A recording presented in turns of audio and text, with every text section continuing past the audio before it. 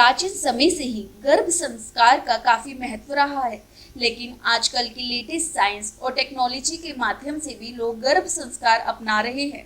आज हम डॉक्टर रजनी गुप्ता से इसी विषय पे बात करेंगे कि गर्भ संस्कार क्यों जरूरी है, क्योंकि हर माता पिता चाहता है कि उसका बच्चा गर्भ से ही संस्कार लेकर आए।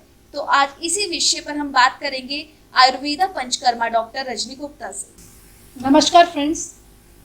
जैसे कि गर्भ संस्कार एक ऐसी विद्या है, हर माता पिता चाहते हैं उनका बच्चा जो है वो बुद्धिमान बने और स्वस्थ पैदा हो। उसके लिए आयुर्वेदा में लिखा गया ये संस्कार 16 संस्कारों में से सबसे पहला संस्कार है जो आजकल की जनरेशन को प्रैक्टिस करना चाहिए। और मेरा कहना तो ये रहेगा, बीइंग एज ए डॉक्टर, जो भी महिला प्रेग्नेंट है या प्रेगनेंसी के बारे में सोच रही है उसको इसका ज़रूर फॉलो करना चाहिए। गर्भ संस्कार का महत्व पुरातत्व टाइम में भी था। अर्जुन ने अपनी माँ के गर्भ से ही सब चीज़ें सीखी थी। चक्रव्यूह की रचना अर्जुन ने माँ के गर्भ से ही चक्रव्यूह की रचना को सीखा। उसी तरह गर्भ संस्कार के दौरान हम मदर को एजुकेट करते हैं कैसे उसके पेट में पले हुए फीटस को वो डे टू डे ग्रोथ के अकॉर्डिंग गाइड करें। जैसे हम देखते हैं कि आजकल नर्सरी में पढ़ते हुए बच्चे को ही इतना बर्डन दे दिया जाता है, ये बहुत सारी चीज़ें उसको एनवायरनमेंट के अकॉर्डिंग सीखनी पड़ती है।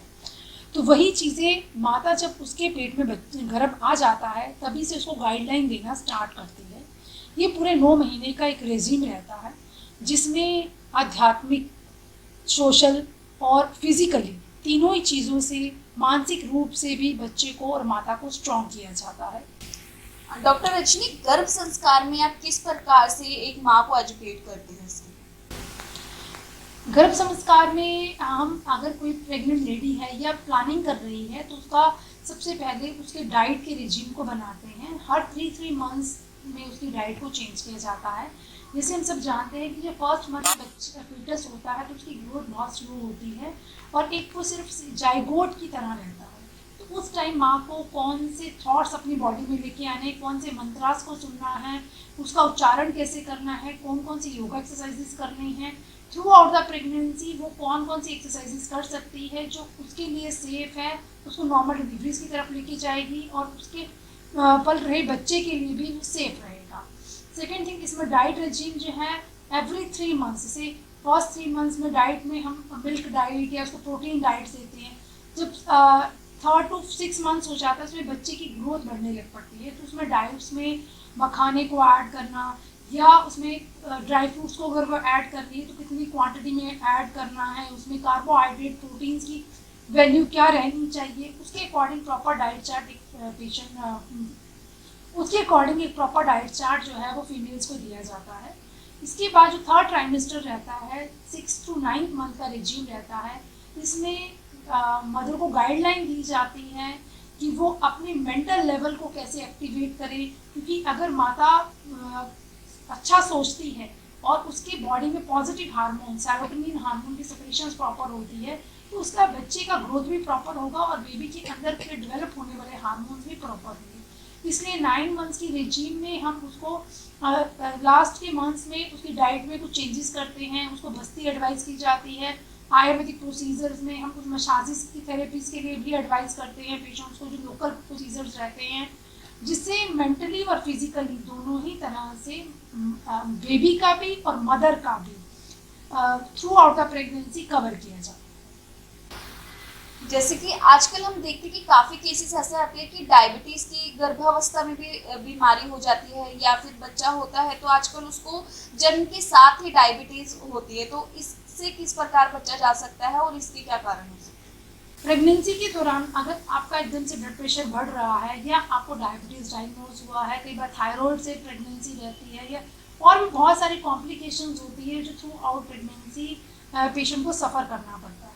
अगर आप गर्भ संस्कार को फॉलो करते हैं तो आप अपनी बॉडी को मेंटली और फिजिकल लेवल पे कंफर्टेबल फील करना शुरू करेंगे। इसमें हम पेशेंट को संवाद, बेबी से माँ का बच्चे से संवाद कैसे करना है, उसको अपने हैंड्स को टमी पे रख के प्रॉपर उससे मतलब पॉजिटिव वाइब्रेशन जो है वो सेपरेट करनी है, जिससे बच्चों में चिड़चिड़ापन, गुस्सा, इन सब चीज़ों को हम कम कर सकते हैं।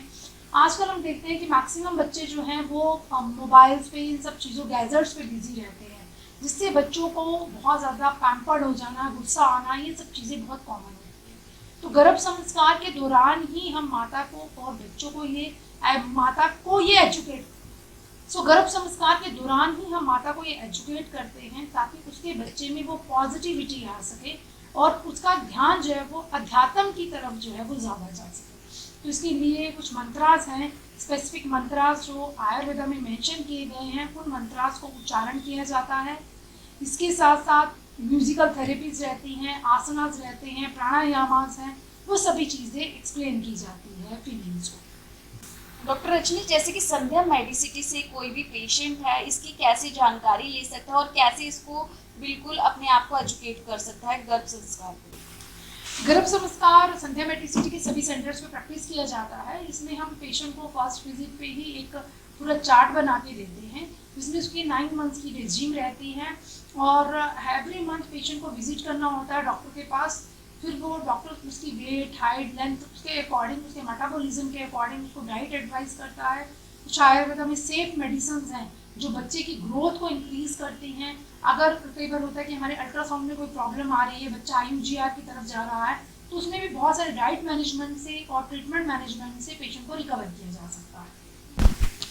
तो अगर आप भी चाहते हैं कि आपका बच्चा जन्म से ही एक एजुकेट हो और उसको पूरे संस्कार हो, तो आप भी संध्या मेडिसिटी की डॉक्टर टीम से जानकारी ले सकते हैं और नीचे दिए गए नंबर पे संपर्क कर सकते हैं। ताज़ा तरीन खबरों को जानने के लिए अभी टाइप करें दिव्य दिल्ली न्यूज।